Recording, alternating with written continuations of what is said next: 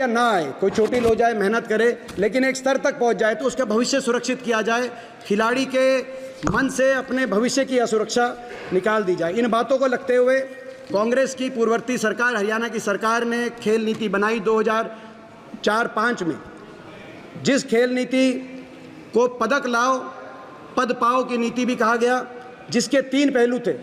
पहला पहलू था कि अगर आप किसी स्तर तक पहुंचेंगे, चाहे राष्ट्रीय खेलों तक पहुंचे, चाहे आप अंतर्राष्ट्रीय स्तर तक पहुंचे, तो कहीं आपका भविष्य को सुरक्षित किया जाएगा।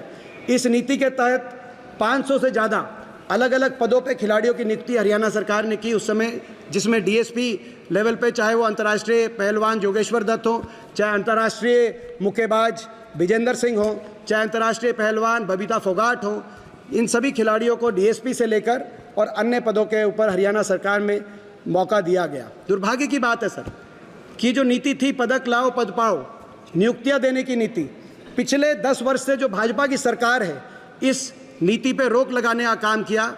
आपको जान के आश्चर्य होगा कि हमारी खिलाड़ी बेटी साक्षी मलिक को आज तक हरियाणा में कोई नियुक्ति नहीं मिली है।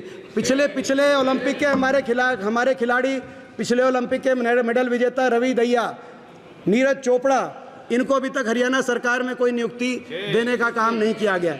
यहाँ तक कि सर ये तो डीएसपी और अन्य पदों की बात है, जो ग्रुप 3 और 4 उसमें भी 3% खिलाड़ी कोटा हरियाणा के अंदर कांग्रेस की पूर्ववर्ती सरकार ने किया था। उस खेल कोटे को भी समाप्त करने का काम मौजूदा सरकार ने हरियाणा के अंदर किया है।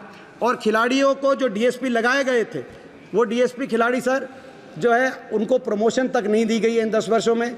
तो आज उन खिलाड़ियों को धरने देने पे मजबूर वो खिलाड़ी हो रहे हैं। इसके साथ साथ जो कैश अवार्ड मिलता था, आज हमारे खिलाड़ी कैश